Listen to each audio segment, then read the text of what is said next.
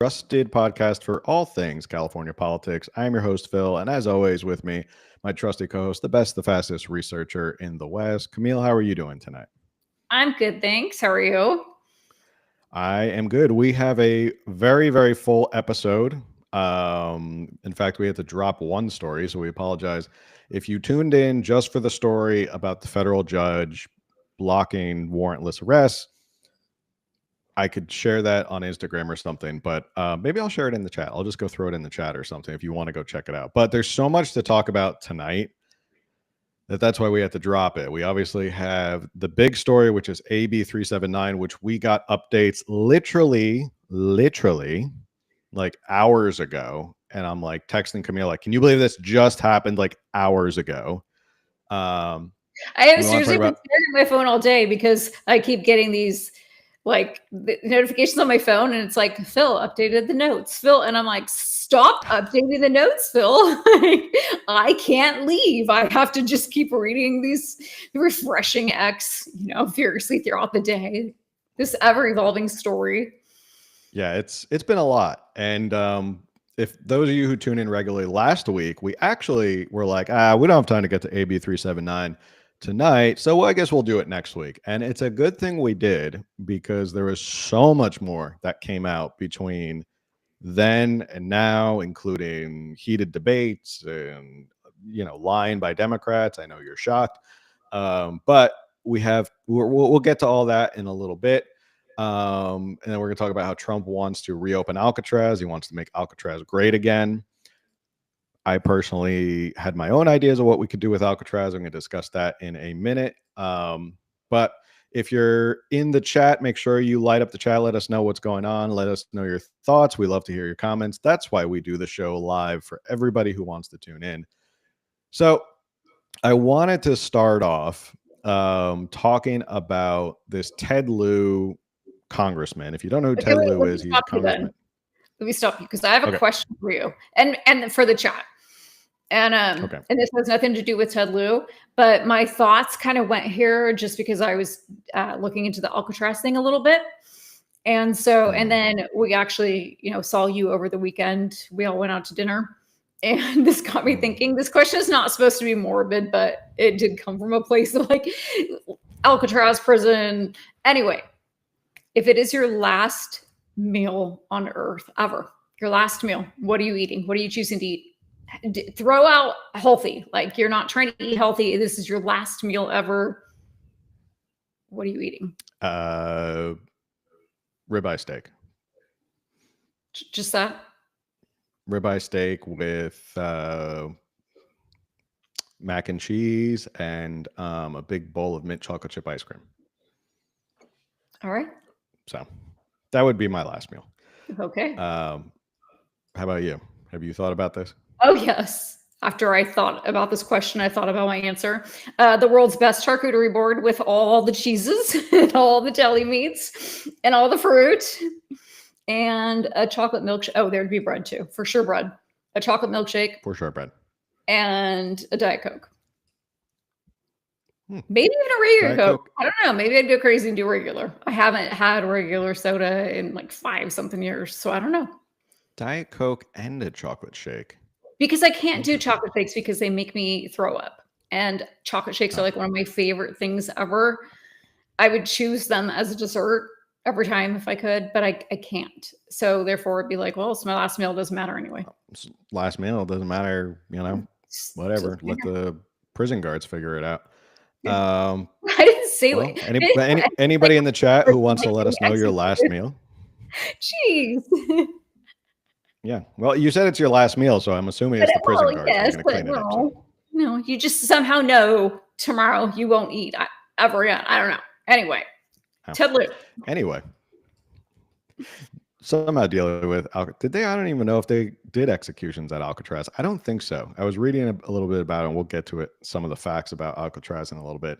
But before we get there, I do want to talk about. So, if you haven't seen, Trump in his normal trolling way tweeted out, socialed out, truthed out, whatever you call it, a picture of him, an AI picture of him as Pope. Basically, that was it. It was just him as the Pope. There was a joke. Somebody asked him about like who he thinks should be the new pope, which is an odd question to ask a guy who is not Catholic, to be like, who should be the next pope? This isn't like a political thing. And he joked and he was like, oh, I think I should be the next pope. And I think I'd be a great pope. You know, I'd be a best pope, be the very greatest pope ever, you know, make the Catholic Church great again. And then he said, no, actually, we have this great cardinal, Timothy Dolan from New York, who is a great cardinal. He was like, yeah, he should be pope. He'd be a great pope. And that was basically it. And so people are freaking out and making a big deal about Trump shared this Catholic image, or this image of him as the Pope. So obviously Democrats started wringing their hands going, oh my gosh, how dare he, and how blasphemous and how horrible and sacrilege. And this is so insulting to Catholics, and just absolutely so insulting. You're insulting, you know, millions of Catholics around the world and in America and stuff like that. And one of those was California's own Congressman Ted Lieu, who I believe he's from the LA area. Correct me if I'm wrong if you are in the chat and you know that where he, I think he's LA. I forget where he's from. Yesterday, he's from a very liberal area. I can't remember. So, well, maybe it's probably from LA because of the pictures we're about to look at. And they're not grotesque pictures. They're not Scott Wiener pictures at the Fremont Street Festival or whatever. No. But this is what, so he had a big hissy fit. He goes, as a Catholic, I take great offense to Donald Trump mocking Catholics. I wish Trump would focus on lowering prices. Instead, the American economy had negative GDP growth last quarter. That's what he should be focused on instead of making fun of Catholics. Huh. Okay. Interesting. Making fun of Catholics. Again, I, just for the record, everybody knows, I mean, I got my rosary bracelet on. You could see it, right? See my rosary bracelet. I wear it every single day. I am a practicing Catholic. I guess you could say I'm pretty devout. Like we go to mass every week and extra masses and we do our readings. Devout Catholic. I will say this right off the bat. I had no problem with what Trump did. I know this is just Trump being Trump and making a joke. I have more of a problem with Democrats who pretend that they are quote unquote devout Catholics and practicing Catholics, and that they are such devout, they're at mass all the time, and they are such great Catholics that they're offended by all this. But then they turn around and they're the ones signing bills that are all for supporting the killing of unborn children. And if you are truly Catholic, I don't know how you reconcile those two points of view. I don't. So for me, it's interesting that Democrats like Ted Lieu, I would say Gavin Newsom as well, he's in that bucket. I guess we found out recently, he's like, I'm a devout practicing Catholic. And I was like, surprise to me. I don't think there's anything. I mean, adultery is definitely one of the mortal sins. So good on that. You're going to have to, confess that sin. Nancy Pelosi, also supposedly a practicing devout Catholic. Joe Biden, the most Catholic president we've ever had, practicing devout Catholic. But back to Ted Lieu. So he put out this tweet, and then obviously the internet is forever. And people were like, hey, buddy, this you? This is him posing with the LA Sisters of Perpetual Indulgence, which is a charity group who dress up like nuns and parade around in this ridiculous makeup. And they're obviously mocking nuns and priests and all of that. And this was part of the whole, if you don't remember, the LA Sisters of Perpetual Indulgence, this was around like the Dodgers game where they were having Catholic night, and then they brought in that, like, it was so tone deaf that they showed up or something, and the Dodgers had to like apologize for it. So again, you want to point fingers, Ted Lieu, about Trump posting an AI photo of him as the Pope. Yet then you go and do this. And you stand with people who are quite literally making a mockery of the Catholic Church and nuns and priests. So, hypocrite much? Just a little bit. That's all I have to say about that. Any thoughts on that? Yes, I'm not Catholic. I'm a Christian, but I'm not Catholic. And that the Pride tweet was from 2015. So for anyone who's going to be like, well, that was 10 years ago, he could have changed his ways. Absolutely. But if you search his X account, you will find that he's been bragging about being baptized when he was in college, which is more than 10 years ago.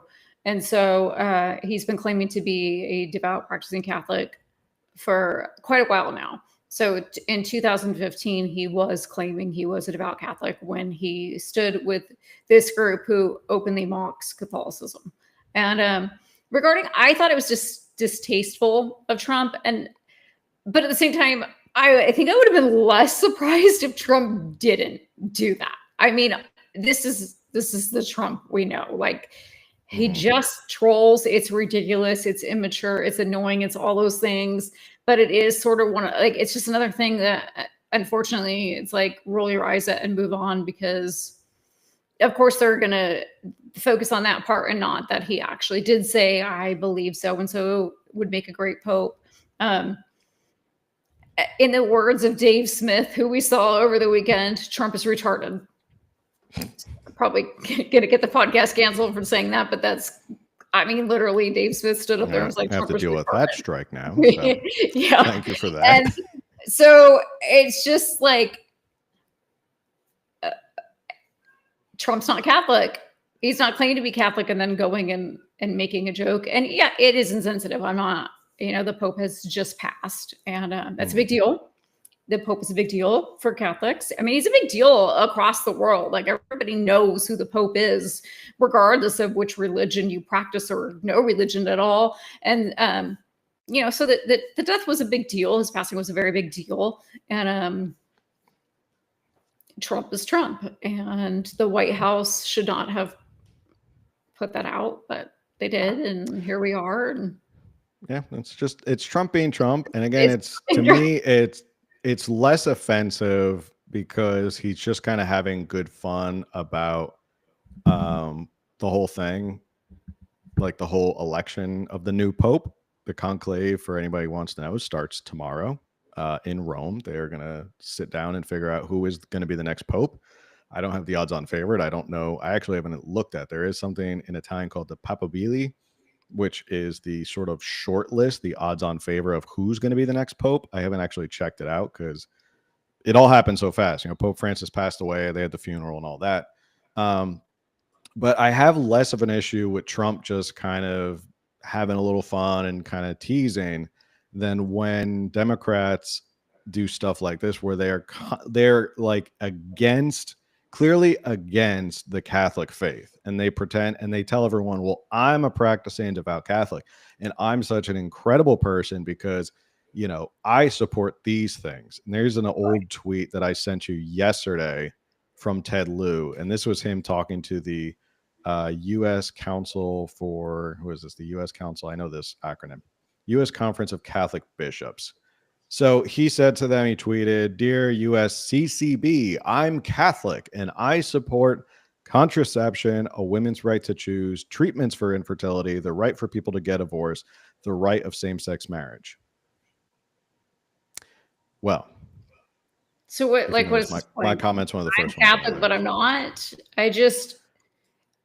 That is, and I'm not making a judgment of anybody, because everyone is, like I said, you all have the right to practice your own religions, but there is this weird, bizarre thing where you're like, I'm a devout Christian, Catholic, whatever. Therefore, I follow the Bible, except these parts of the Bible. They're not relevant to me. And like, I don't know if it works like that.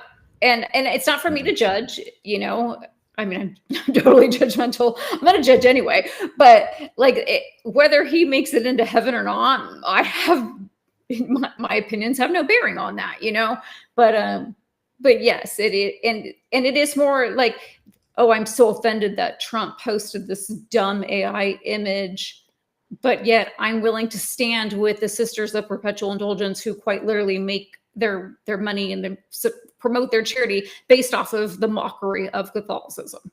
So yeah, somebody said in the chat, you didn't do your homework. Trump did not put that out. It's AI. And he said he did not know who did it. And I believe him than you.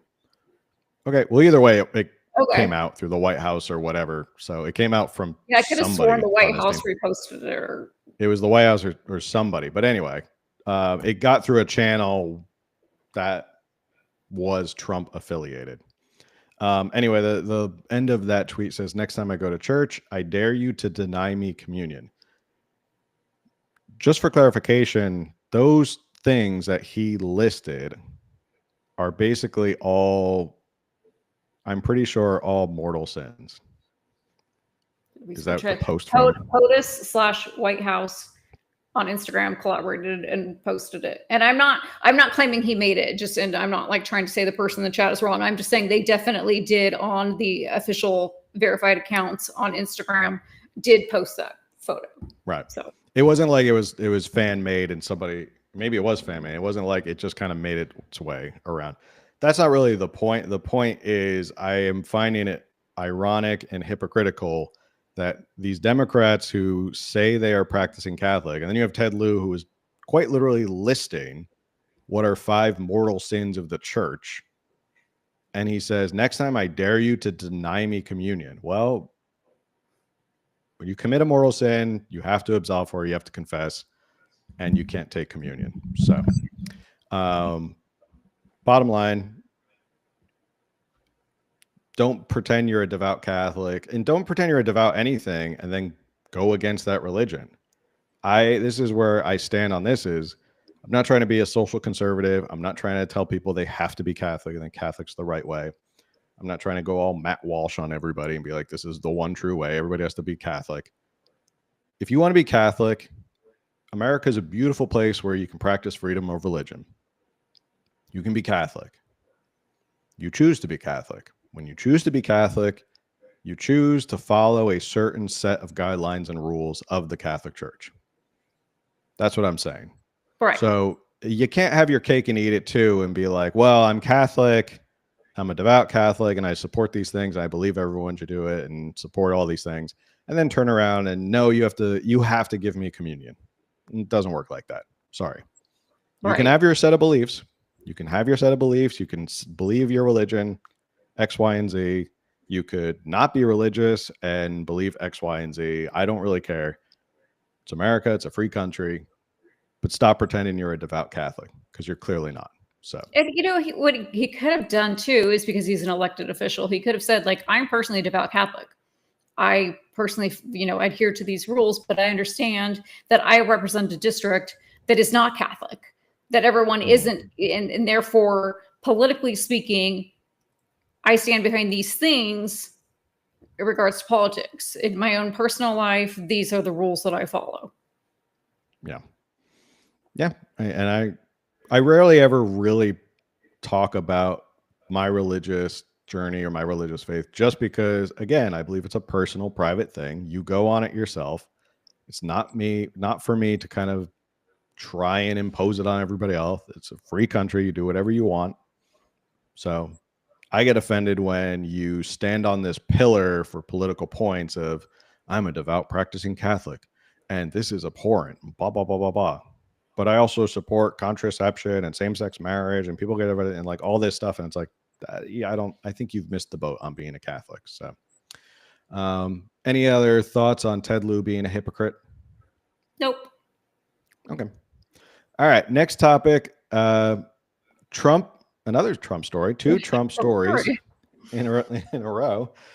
President Trump announced just the other day that he wants to reopen Alcatraz because he thinks that the worst of the worst should go to Alcatraz. And we're going to talk a little bit about the history first. We're going to watch a little video of a local news clip about it.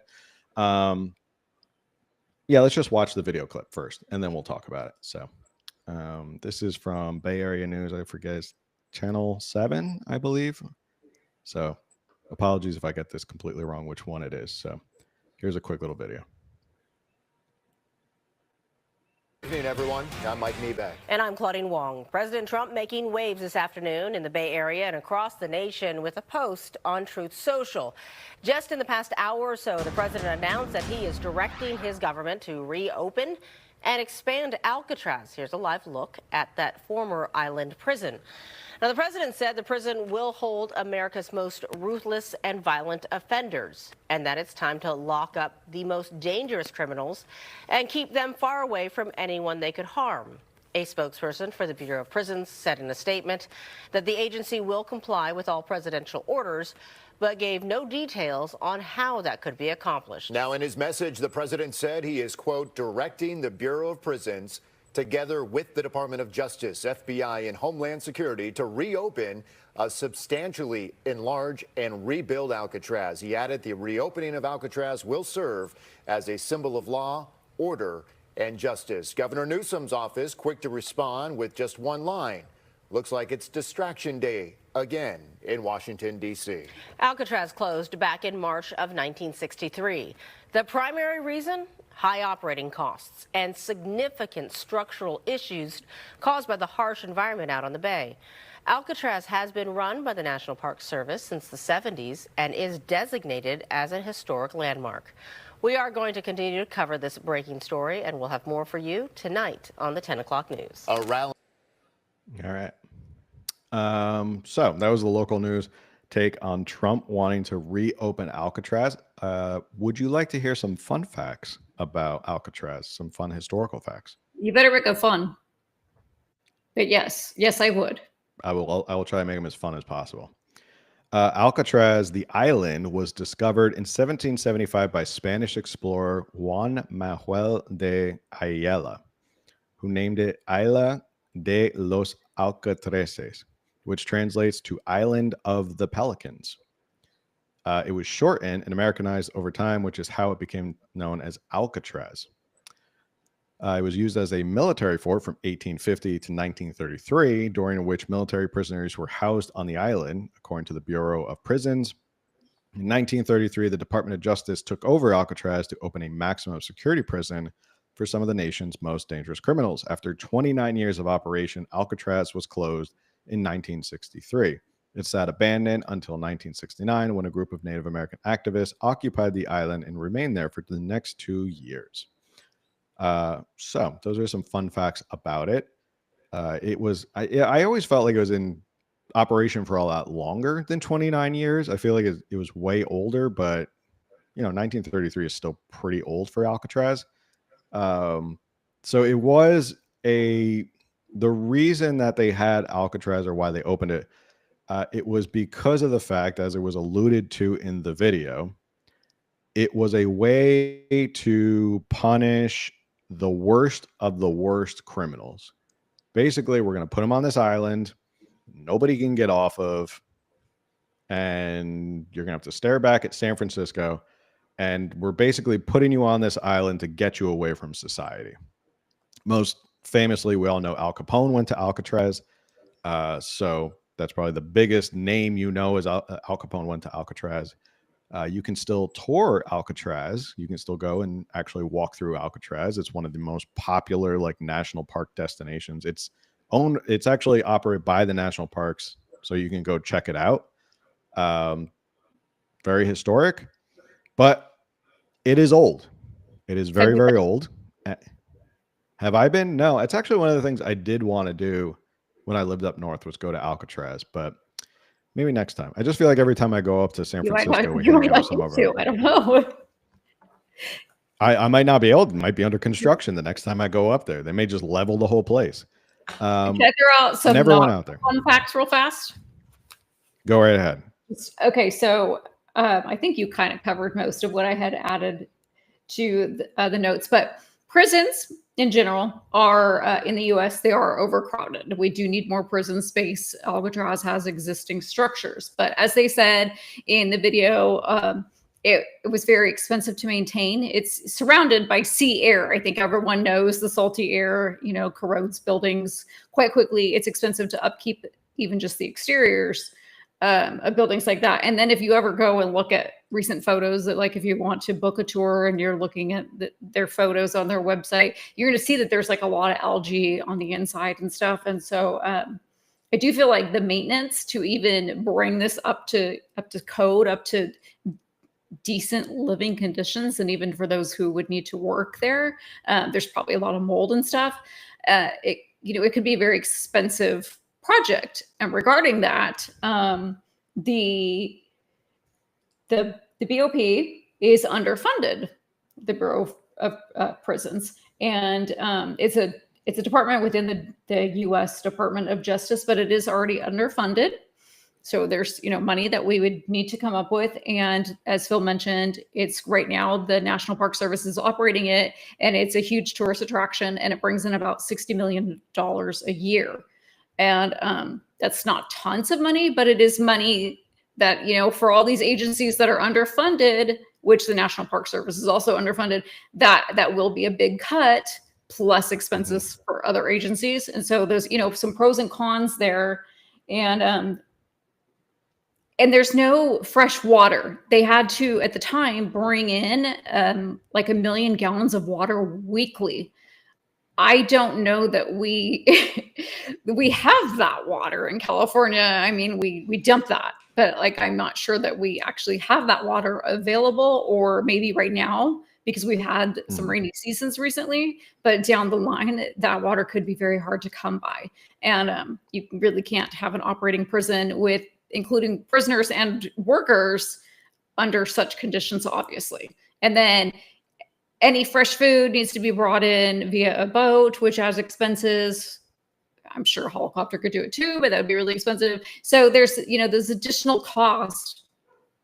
It's not like the prison down the street. I don't have a prison down the street, but it's not a prison, that you just drive up to and drop off a big old Costco order.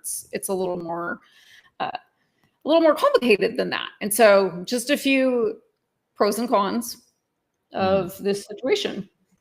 Yeah. At the time of those are your not fun facts. I think they're all fun facts for all those who are listening, because I learned some fun facts. That's the nice thing about this podcast. I look into stuff and I learn stuff. So always good to keep learning. That's what they taught me on Reading Rainbow back in the day. At the time of its closure, Alcatraz needed restoration and maintenance work that would have cost about $3 to $5 million, excluding its daily ops. So in 1963, it would have cost $3 to $5 million to fix it up.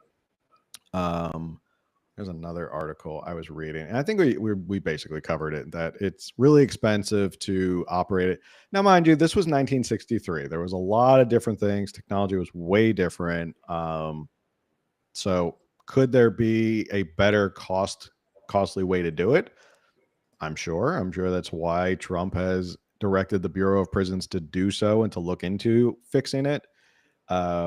Maybe it can be done. Maybe they figured out. I mean, if they can do it in 1963 and they did it for 29 years, dating back to the 30s, I don't see why we couldn't figure it out now, how to do this stuff. It will be a cost. I imagine they have to completely tear the whole thing down and start all over. It seems I can't imagine that they are going to go back to. They're not just going to slap a fresh coat of paint on Alcatraz and fix some things and be like, all right, there you go, it's all ready to go. Because human rights people, I think the human standards, I'm sure, have been raised since then.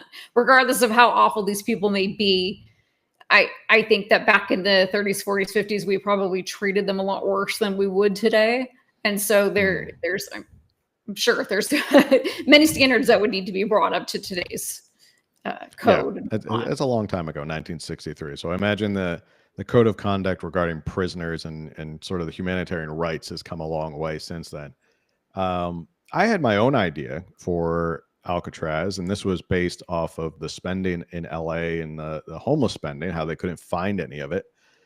I thought Alcatraz should be where they send politicians who have been found guilty of embezzling our tax dollars.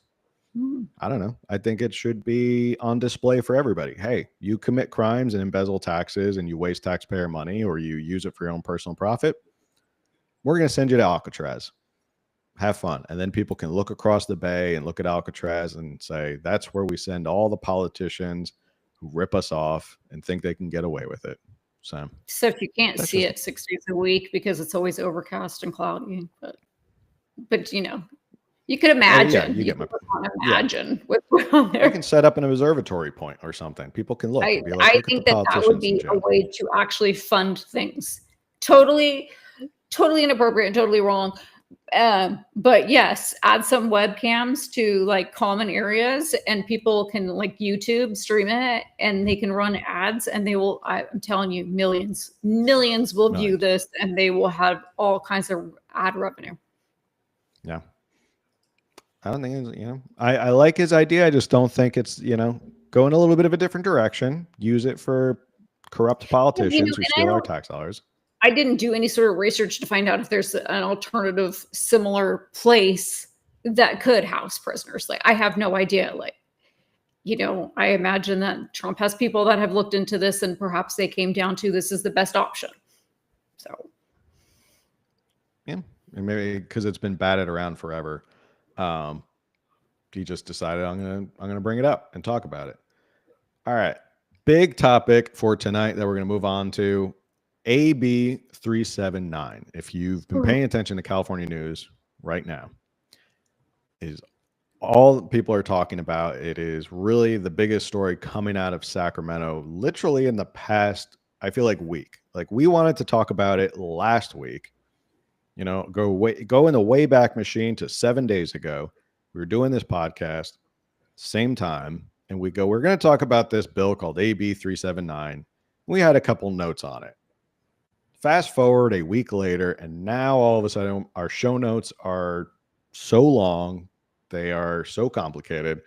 We tried to cram in as much as possible. We have a lot to get to, which is why we're probably dedicating the most time to this specific topic of what's happening with AB 379. So I'm going to give a little rundown of how we got to here.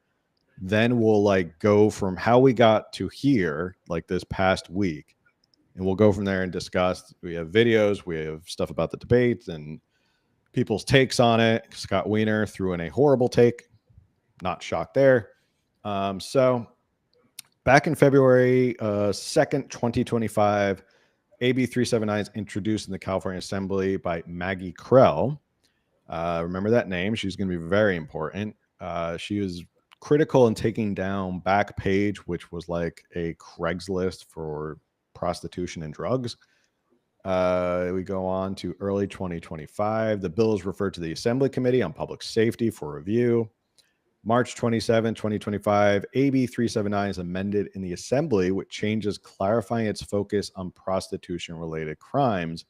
This amended bill includes provisions to, I should have probably backed up. For all those people who don't know what AB 379 is and are like, what the heck are you talking about? AB 379 is basically a bill that they want to make it a felony for anyone who purchases minors for sex. Let's just start there. They want to make it tougher. They want to punish people who purchase minors, so everybody under 18, for sex. Let's see. So this is March 27, 2025. Make it a misdemeanor to loiter in a public place with the intent to purchase commercial sex. Increase penalties for solicitation of minors under 18 years of age.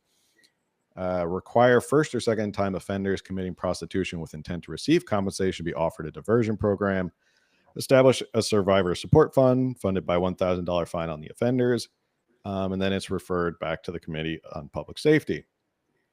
April 28, 2025. The Assembly Public Safety Committee, chaired by Assemblymember Nick Schultz, confirmed that AB 379 will move forward, but with a significant amendment. The provision to make purchasing 16 and 17-year-olds for sex a felony is removed.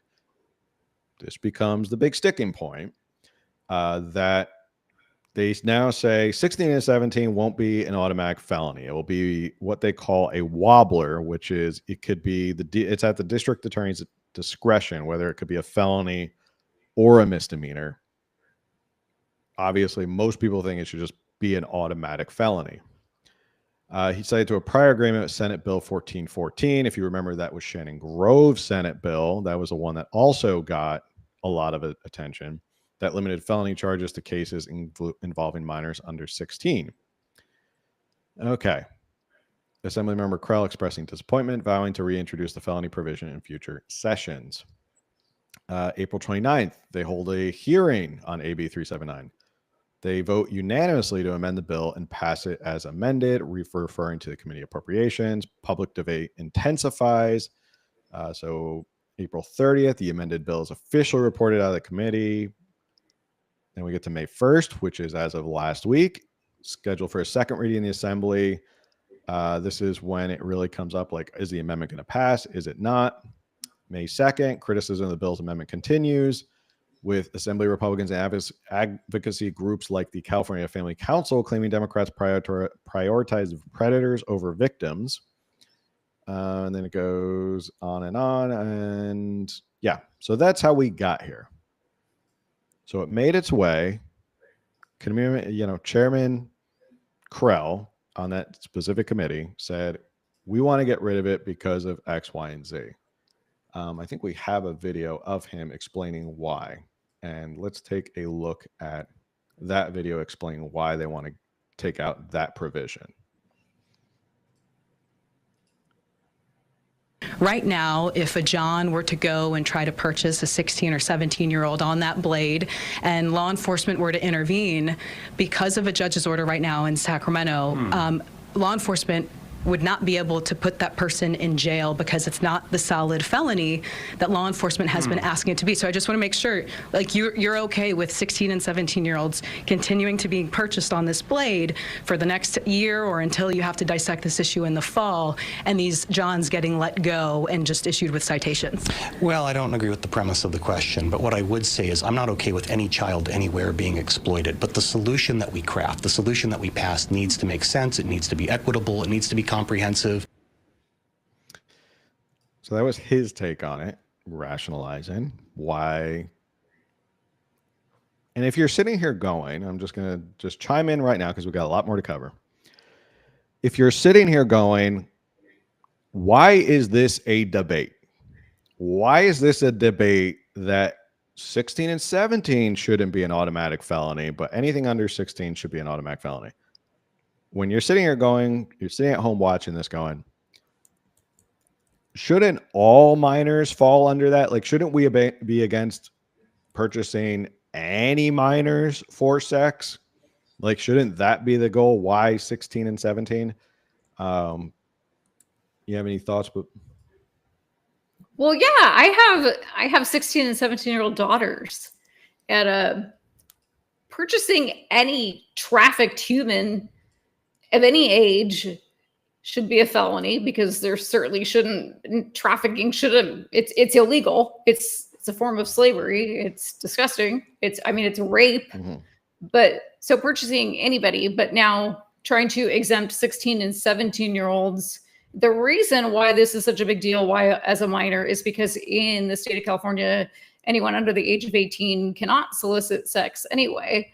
And so to say 16 and 17-year-olds should be exempt from this is, I don't know.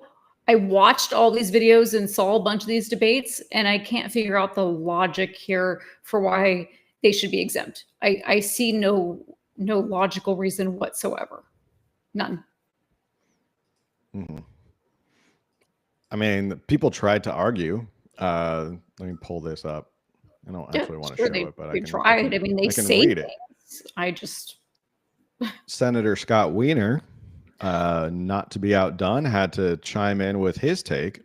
Yeah. Sending an 18-year-old high school senior to state prison for offering his 17-year-old classmate $20 to fool around isn't smart criminal justice policy, yet that's what some people are effectively advocating in this misleading debate. I don't think that's what people are concerned about, is high schoolers 18 and 17. I'm not going to say that's not happening, but I would like to talk to some people that went to school with Scott Wiener and who are purchasing people for sex, I guess. Who were, yeah, like at 18 and 17 offering money to fool around. And if that is a problem, then that's a problem.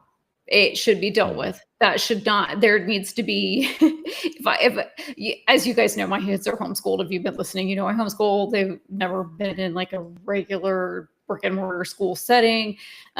if I were to have found out that that was happening, if my child was, whether my child was 18-year-old or 17-year-old in that situation, there would be some serious discussions with my own kids, but there would be some very serious discussions with other parents as well. Lots and lots of conversations would have to be had with lots of parents and my children.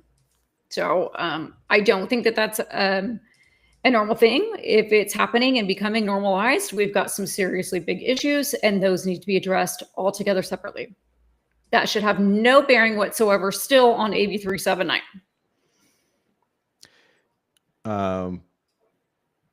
Yeah, that was my opinion. I don't know. Paying someone off $20 in high school. I mean, it still sounds gross. It's weird. So gross. Like I'm not going to leave it to Scott Wiener to like. But do you know of that happening in your high school? Like, do you have any memories of that not fooling around, that being offered payment to fool around? Like, do you? He always falls on the side of justifying or rationalizing this away. Like I shared a video. This was on something else. It was a different bill regarding Senator Wiener. Off topic of AB 379. His whole thing is he hides behind this whole like, well, it's going to, disproportionately affect the LGBT community. And it was like a bill regarding like having sex in your car, like that would raise the penalties. And he goes, well, it'll affect the LGBT community more. And my whole thing was, well, why is it you, Scott Wiener, always assume that everything related to lewd and illicit sexual acts is always completed by the LGBT community? At a certain point, wouldn't you be offended that someone who says they represent you continually thinks you're some sort of like sexual deviant that has to be protected? Right. I don't know. That would be a bit offensive. Like, because of my lifestyle, therefore I'm open to all these things. I do these things like that. No, that's weird. No. Yeah. And it's kind of like the same argument when people say like, oh, this will disproportionately, a criminal justice bill or something. It'll disproportionately hurt this minority. And it's like, well, why do you always think this minority is committing these crimes? Like, that sounds offensive, but anyway, so we're now all the way up to speed. Here we are. So first week of May, AB 379 is coming to the floor of the assembly for a vote about whether they should exclude 16 or 7, this amendment, whether they should exclude 16 or 17-year-olds or not. And obviously it got a lot of press beforehand and it got very heated.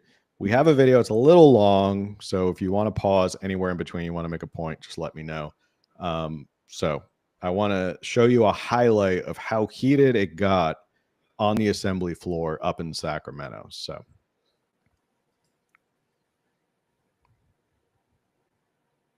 Simple thing before us.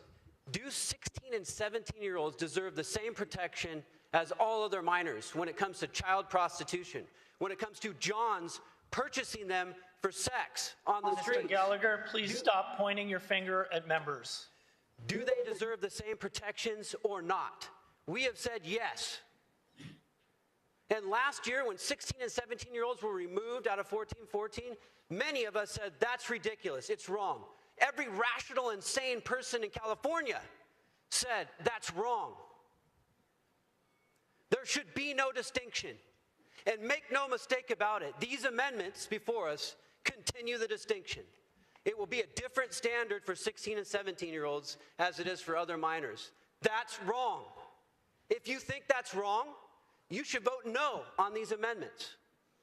If you're fine continuing that distinction between 16 and 17-year-olds, which is crazy. It's crazy. Why?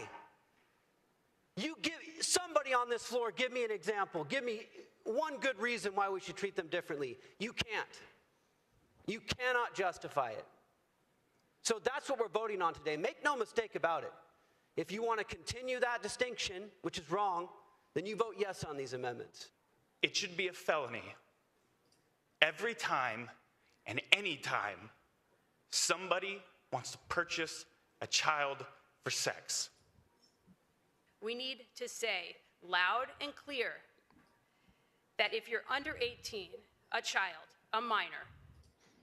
I just want to pause. This is the author, the original author of the bill, Maggie Krell, who was a former prosecutor, helped bring down like pages, like Backpage and stuff like that. She's very, part of her job as a district attorney was breaking human trafficking and like prosecuting those who traffic, you know, in human trafficking and sex trafficking. So for those on audio or those who are watching. Minor.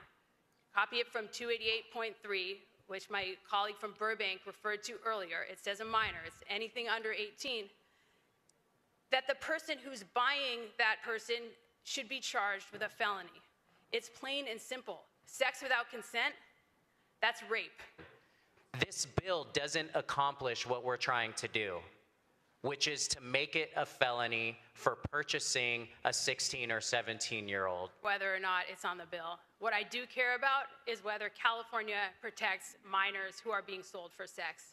The Trafficking Victims Protection Act has a really important recognition in it, and that is that there's no such thing as a child prostitute. In other words, any person under the age of 18, any minor who is bought for sex is considered a victim.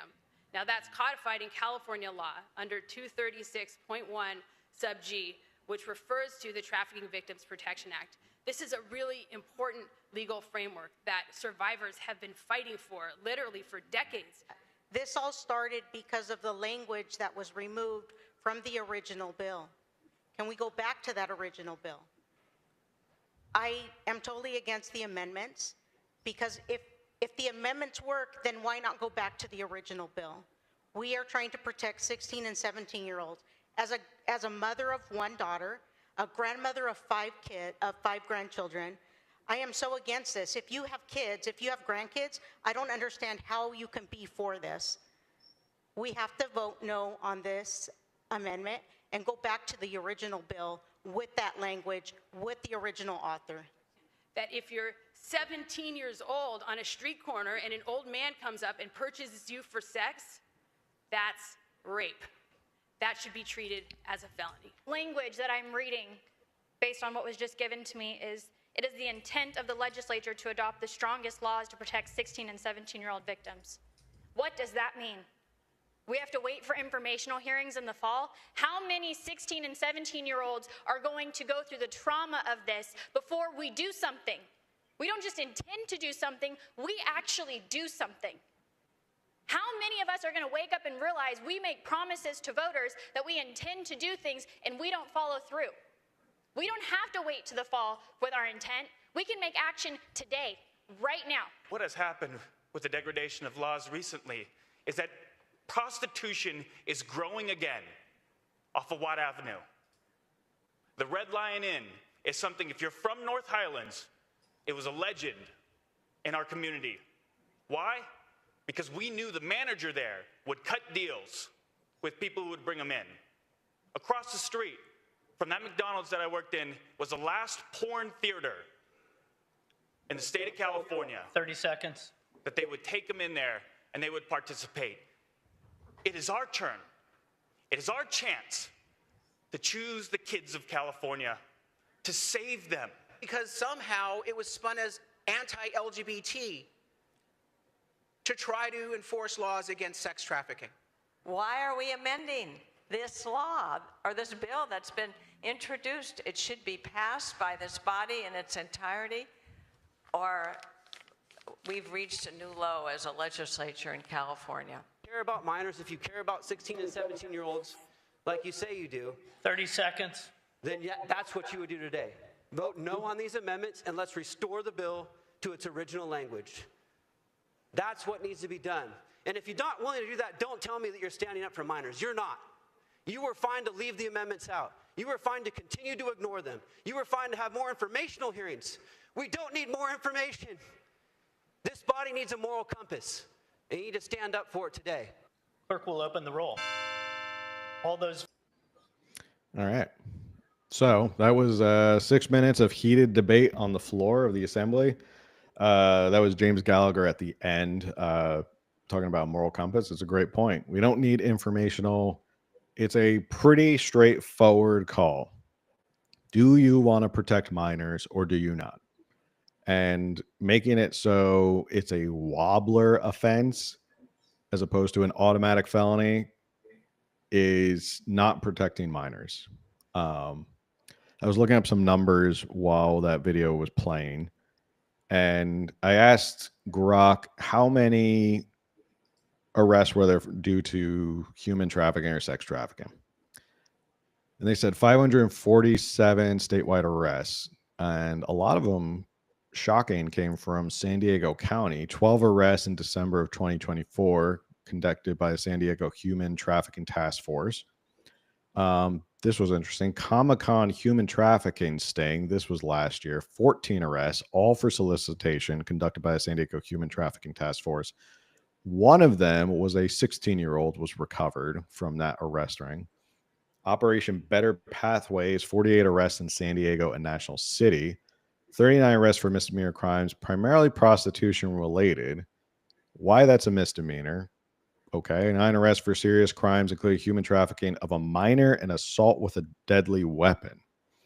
Historical context, Operation Reclaim and Rebuild, January 2024, 530. Yeah. So just to give you an idea, even last year, there were some people who were getting off with misdemeanors on this stuff, which is disgusting. So to me, this is, I honestly don't know how low California Democrats have to go before people get absolutely disgusted with their stances on stuff and go, you can't defend it anymore. You just literally can't defend what California Democrats are saying anymore. When the question is, do you want to protect minors who are being bought for the purpose of sex? And you go, well, let's hold on. We need some studies. We need to do this. We need to have a whole thing. We need to waste taxpayer dollars on studies and consultants and blah, blah, blah. And the whole state is going, what are you thinking? What you don't want to protect even Gavin Newsom stepped in, obviously because he wants to protect his 2028 presidential run. But Gavin Newsom stepped in and goes, well, guys, what are we doing here?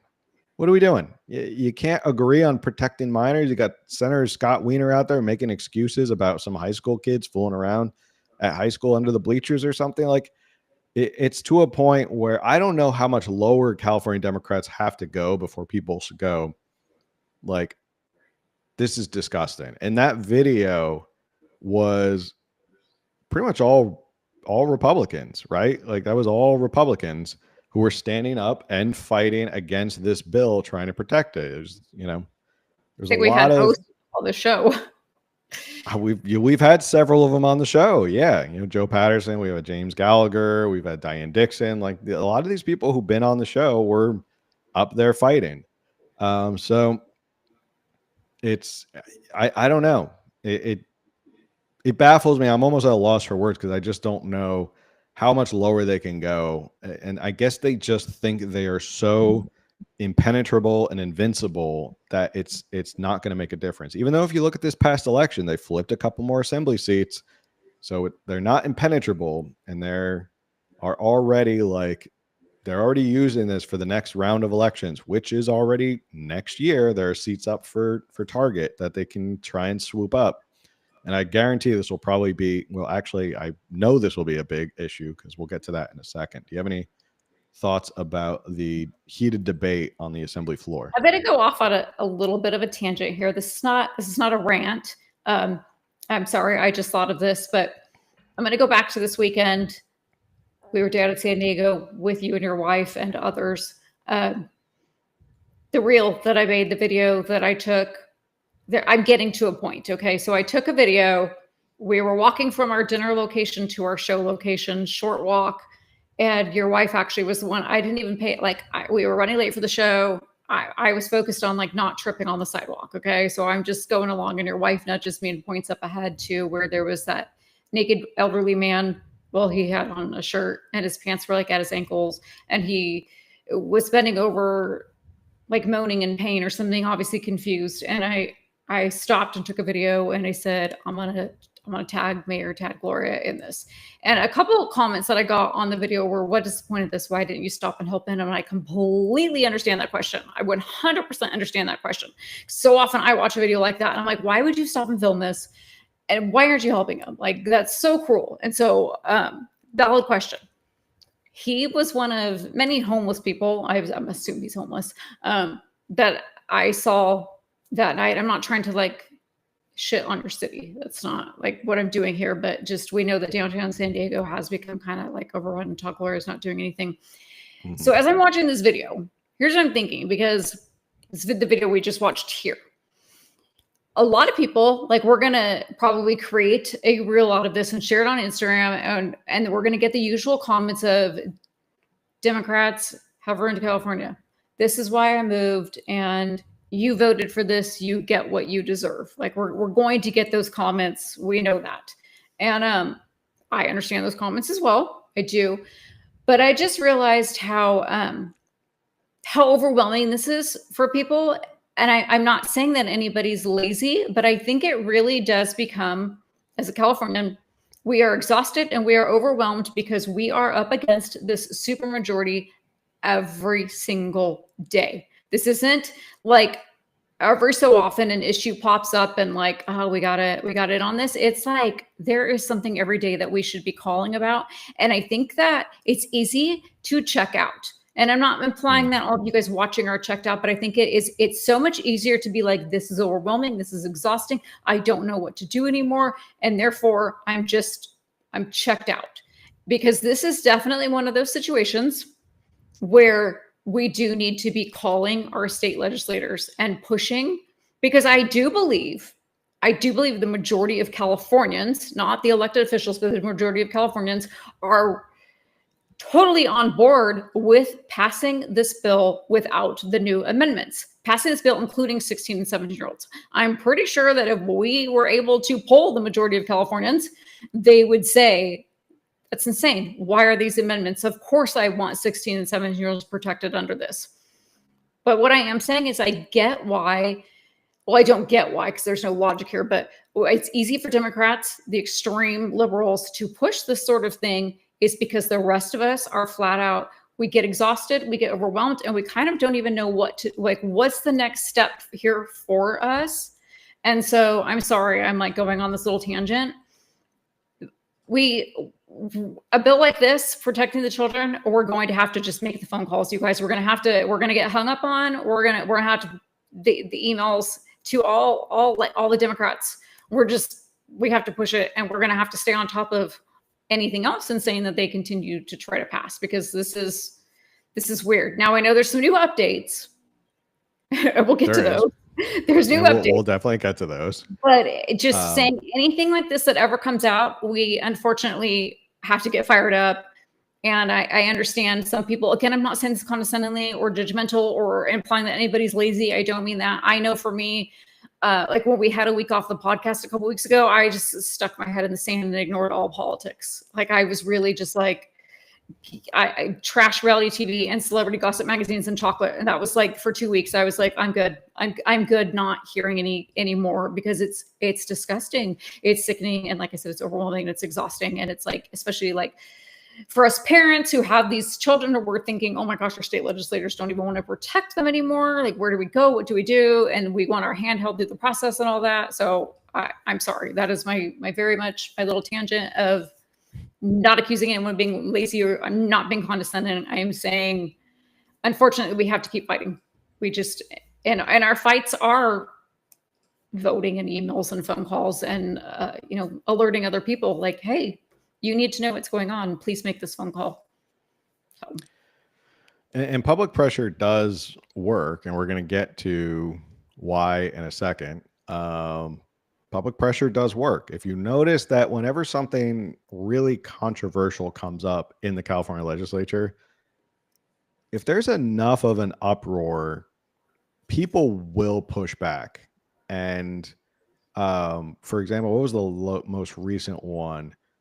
Was that Rick Saber of LA or West Hollywood had said he was introducing this bill that would make it basically a crime for you to protect your property if someone breaks into your home. So as opposed to the castle doctrine or stand your ground, it's basically you got to run out of your house.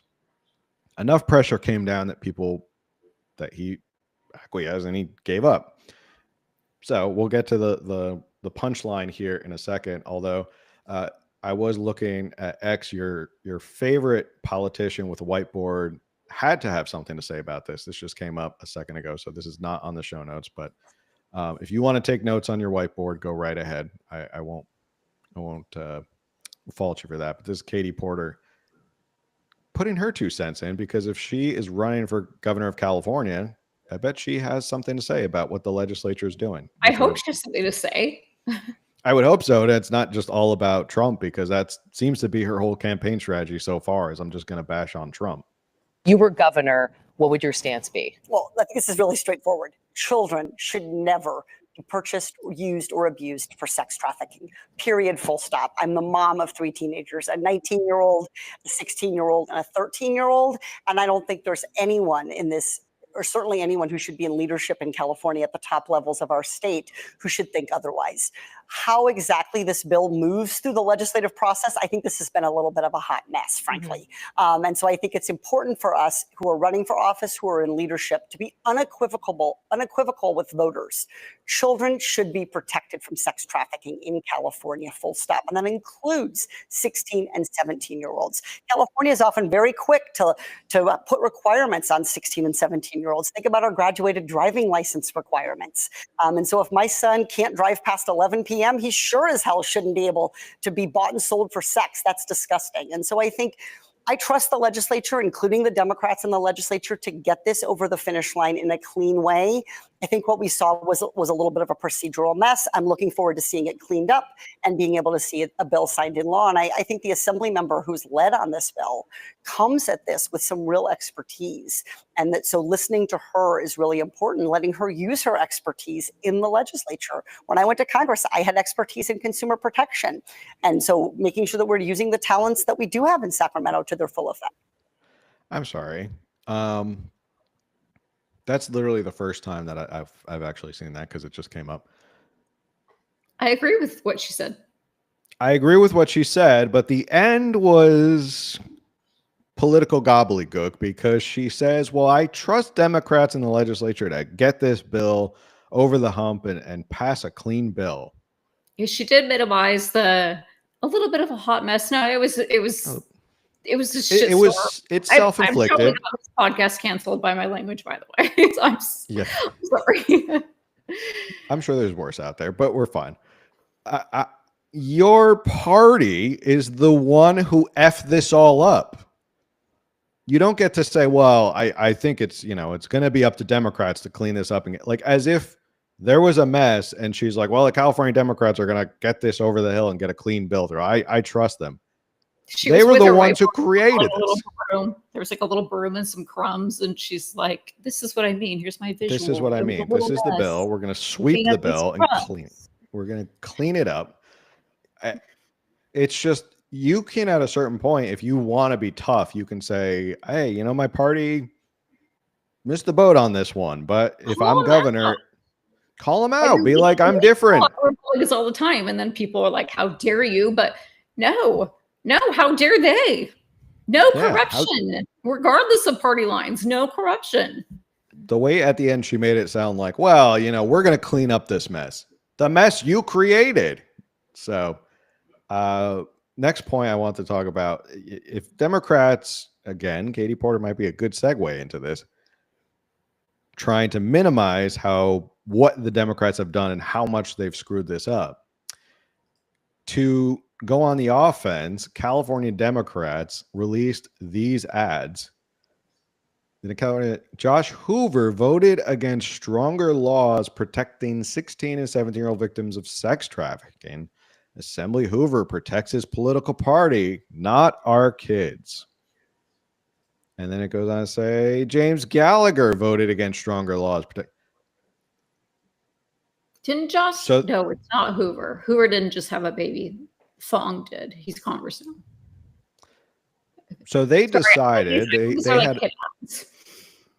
they decided they had a meeting California Democratic Party said, look, guys, this is really bad press for us. What should we do? I know. We'll say they voted against protecting 16 and 17-year-olds. We'll change the narrative. Okay. But can the Republicans sue? I mean, that's like defamation. That's flat out lying. But of course, they are. That's pretty, yeah. I mean, they're basically saying that they voted in favor of pedophiles, which is not true when Republicans and some Democrats were for the 16, 17-year-old automatic felony. It's a very good question. I don't know if you can sue because it's part of the legislative process, but it's amazing that they had the gall to go, we're just going to say, nah, we're just going to say the Republicans were voting against it. I guess people will believe that. And if for those who are listening or didn't notice, that ad clearly said paid for by the California Democratic Party. So just, yeah, it didn't say like some other PAC or something. It was literally the California Democratic Party paid for these ads to gaslight people into believing that it was the Republicans who were voting against protecting 16 and 17-year-olds. So, not to be outdone, California Republican Party was quick on their heels. They have released their own ad.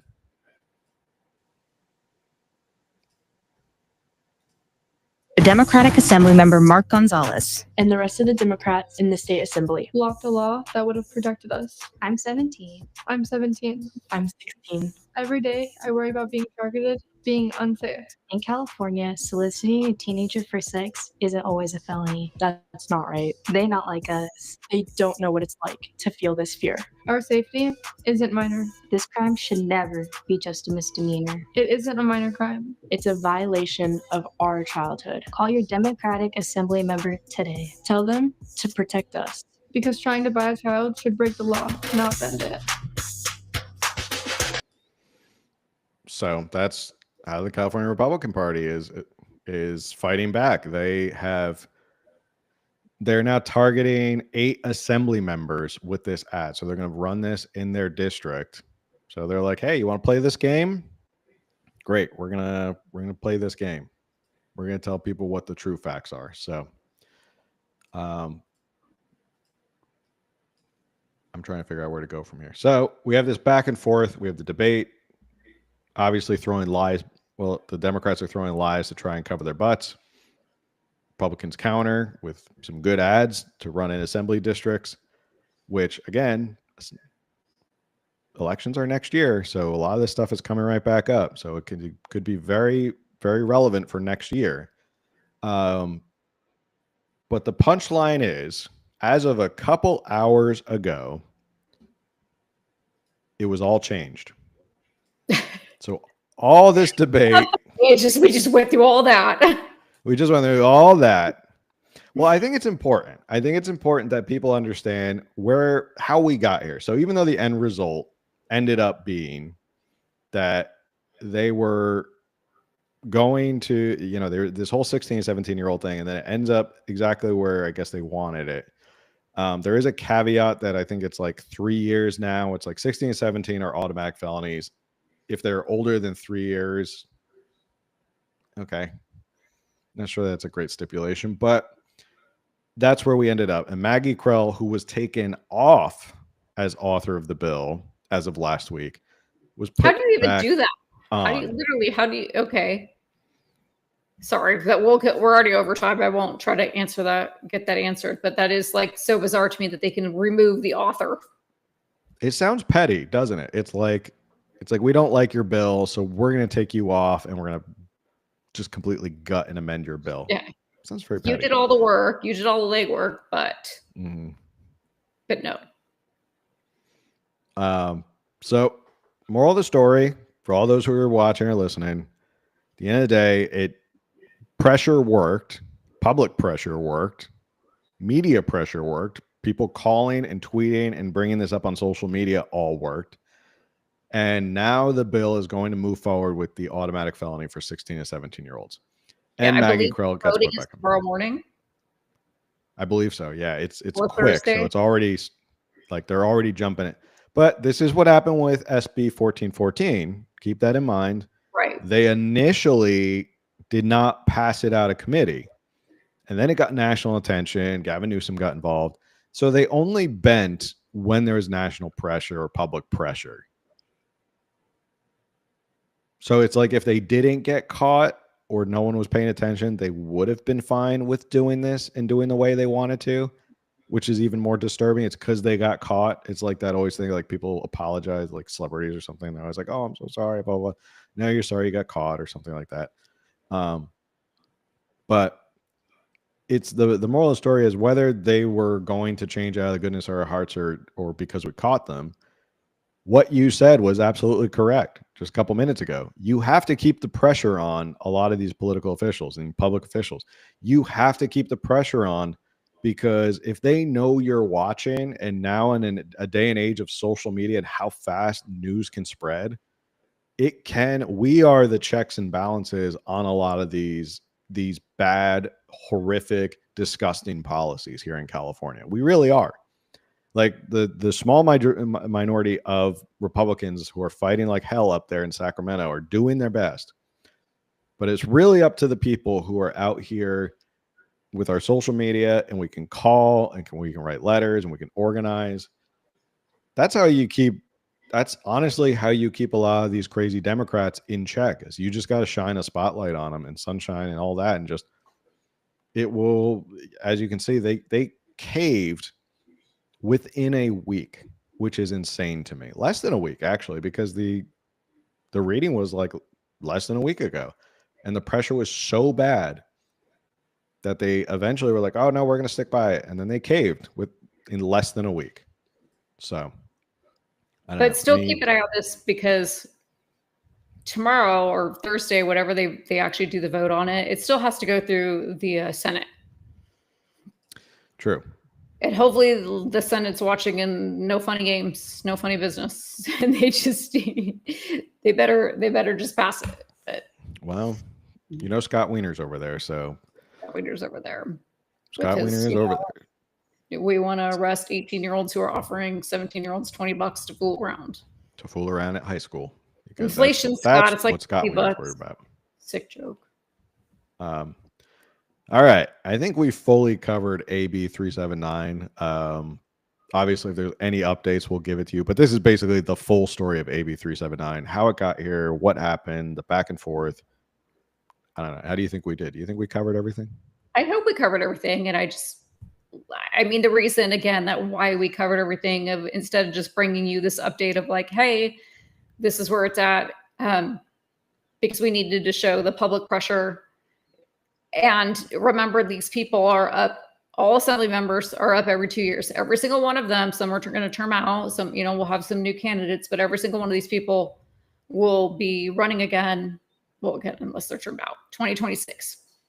Some of them running for higher offices. Oh, and that was back to my point about the video in San Diego. Mayor Todd Gloria, I don't know when he terms out, but he's more than likely going to run for a higher office. This is a man who can't get his budget in order. And this is not about budgets. Obviously, this podcast is not about budgets, but there is a budget for homelessness. San Diego's pay taxes for, and there are people hired to do this work, and they're not doing it. It's not getting done. And, that is under Mayor Todd Gloria. So to go back to, if these people are not doing their job, or they're doing a really sick job of it, or they've proven themselves to be really sick people, don't elect them again. Look at your alternatives. Don't elect these people. Every 2 years, we get the opportunity to kick them out. It's going to fly by. We're only like 6 months into this 2-year term, but in about a year, 13 months, we're voting we've got the primaries. We literally get to start removing these people. Pay attention. Mm-hmm. Jot down names. Yeah. See who's in your district. Yeah. And watch them. Keep a list, because you can go back and look. How did they vote on this first amendment? How did they vote on this past amendment that they were passing? You can go see it. I'm sure it's posted everywhere. You can see, did my assembly member vote in favor of these amendments to exclude 16 or 17-year-olds, or did they stand up to protect minors?